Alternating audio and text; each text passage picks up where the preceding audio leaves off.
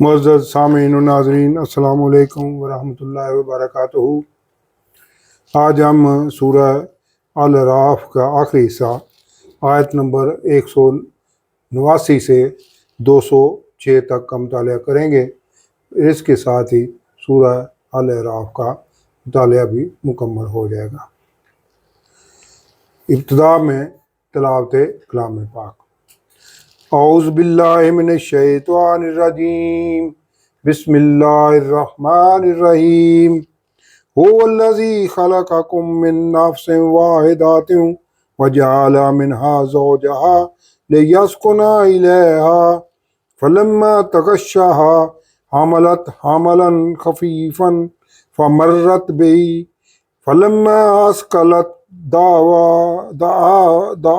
اللہ ربهما لئن آتیتنا صالحا لنکونن من الشاکرین فلما آتاہما صالحا جعل له شرکاء فیما آتاہما فتعالی اللہ عما یشرکون یشرکون ما لا یخلق شیئا وهم یخلقون ولا یستطیعون لهم نصرا ولا انفسهم ینصرون۔ صدق اللہ العظیم۔ اب آیات نمبر 189 سے 206 تک کا ترجمہ اور تفسیر النور۔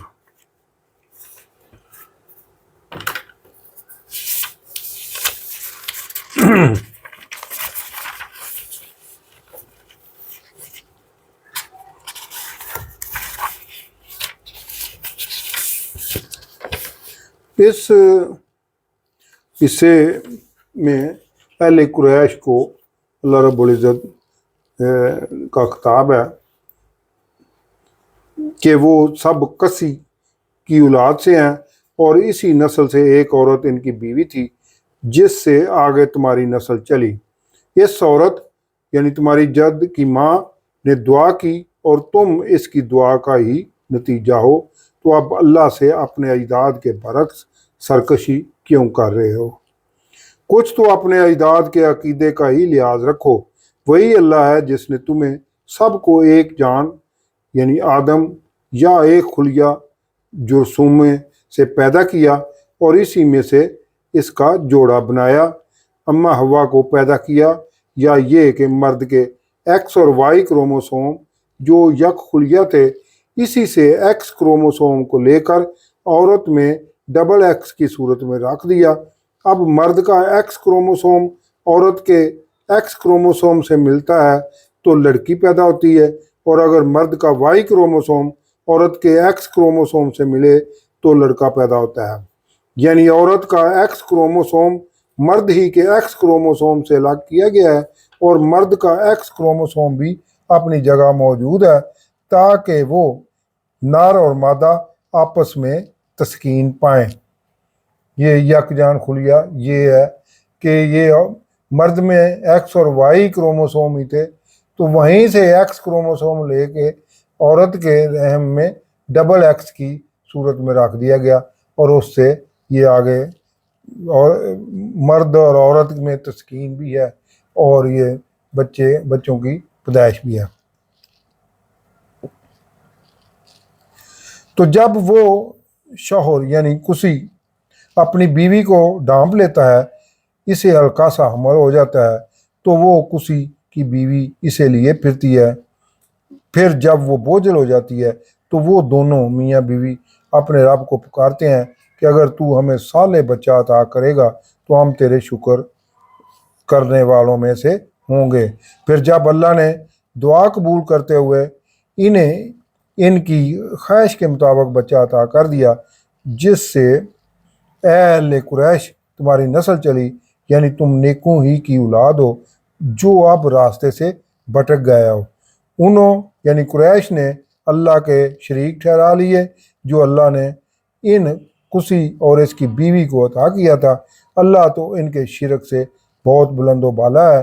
کیا وہ اللہ کے ساتھ ان کو شریک کر رہے ہیں جو کچھ تخلیق کر ہی نہیں پا سکتے، بلکہ وہ خود میری تخلیق یعنی انسانوں کے بنائے ہوئے باطل بوتے ہیں۔ اور نہ ان اہل قریش کی مدد کر سکتے ہیں اور نہ یہ اپنی مدد پر قدرت رکھتے ہیں۔ اگر تم انہیں پکارو تو وہ تمہاری طرف دھیان نہیں دے سکتے۔ تمہارے لیے ایک ہے، چاہے انہیں پکارو یا چپ رہو۔ بے شک جنہیں تم اللہ کے سوا پوجتے ہو وہ بھی تمہاری طرح کے بندے ہی تھے، جو قیامت کو تمہارے خلاف ہی گواہی دے گے کہ مشرکین نے انہیں معبود بنایا ہوا تھا۔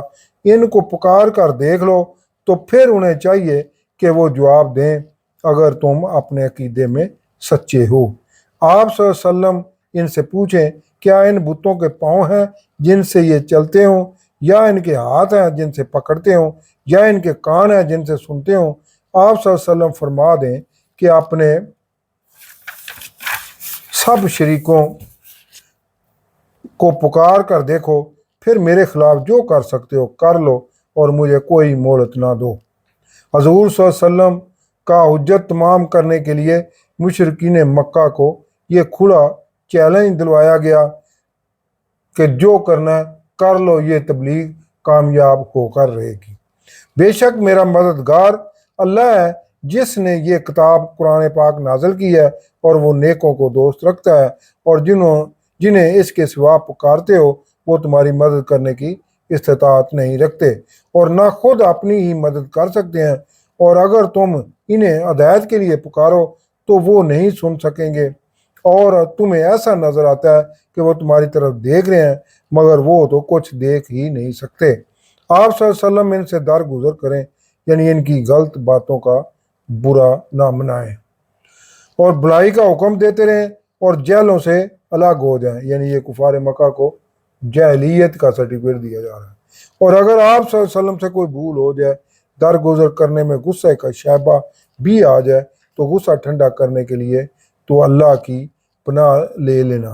یہ حضور صلی اللہ علیہ وسلم کی ڈھارس بندائی گئی ہے کہ آپ صلی اللہ علیہ وسلم کہ اللہ آپ صلی اللہ علیہ وسلم کے ساتھ ہے۔ گھبرانے کی کوئی ضرورت نہیں، نہ کوئی دماغ پر ذہن پر کوئی دباؤ محسوس کریں۔ بے شک وہی اللہ سننے والا جاننے والا ہے۔ بے شک جو تقوی اختیار کرتے ہیں، جب انہیں شیطان کی وجہ سے کوئی برا خیال آ جاتا ہے تو وہ فوراً اسی وقت ہوشیار ہو جاتے ہیں اور ان کی آنکھیں کھل جاتی ہیں، وہ شیطانی حملے کو فوراً بھانپ لیتے ہیں۔ یہ اہل ایمان کی نشانی ہے۔ کوئی کمی نہیں کرتے، کوئی کسر نہیں چھوڑتے۔ جب آپ صلی اللہ علیہ وسلم ان کے پاس کوئی نشانی معجزہ نہیں لاتے تو یہ مشرکین کہتے ہیں کہ آپ صلی اللہ علیہ وسلم کیوں نہیں اسے منتخب کر کے لے آئے۔ آپ صلی اللہ علیہ وسلم فرما دیں کہ میں تو اسی کی پیروی کرتا ہوں جو میری طرف میرے رب کی وحی ہوتی ہے، یہ میرے رب کی طرف سے تمہاری آنکھیں کھول دینے والی باتیں ہیں، اور یہ ہدایت اور رحمت ہیں اہل ایمان کے لیے۔ اور جب قرآن پڑھا جائے تو اسے غور سے سنا کرو اور خاموشی اختیار کیا کرو، یہ قرآن کا ادب سکھایا جا رہا ہے تاکہ تم پر رحم کیا جائے، یعنی قرآن کا ادب ہی اللہ کی رحمت اور رحم کا باعث بنتا ہے۔ اور اپنے رب کو یاد کرتے رہو گڑ گڑاتے ہوئے، خوف اور دل سے بغیر آواز نکالے، صبح اور شام، اور غافلوں میں نہ ہونا، یعنی ہر وقت اللہ رب العزت کو ہی اپنے سامنے محسوس کرنا، اور اپنے رب کو یاد، اور اپنے رب بے شک جو تیرے رب کے پاس ہیں یعنی فرشتے، وہ اس کی عبادت سے تکبر نہیں کرتے، یعنی اہل ایمان بھی اپنی عبادت پر اتراتے نہ پھریں اور اس کی تسبیح کرتے ہیں، یعنی حکم کی بجاوری میں کوئی کوتاہی نہیں کرتے، اور اسی اللہ کو سجدہ کرتے ہیں۔ یہ آیت سجدہ تھی، آیت نمبر 206۔ تو آپ حضرات جو سن رہے ہیں وہ سجدہ بھی ادا کر لینا قرآن پاک کا۔ یہ دوسرے مکی و مدنی گروپ کی دوسری اور آخری صورت تھی۔ اب یہ اس گروپ میں 2 ہی مکی صورتیں ہیں اور آگے 2 مدنی صورتیں ہیں۔ کل سے پھر یہ سورۃ الانفال کا مطالعہ شروع کریں گے، اور دوسری اس گروپ میں سورہ مدنی جو ہے وہ سورۃ توبہ ہے۔ تو یہ پہلے سورہ انفال ہے ترتیب کے لحاظ سے، تو آگے کل انشاءاللہ یہ 8ویں سورت سورہ الانفال اس کا مطالعہ کریں گے۔ صدق اللہ बोला जी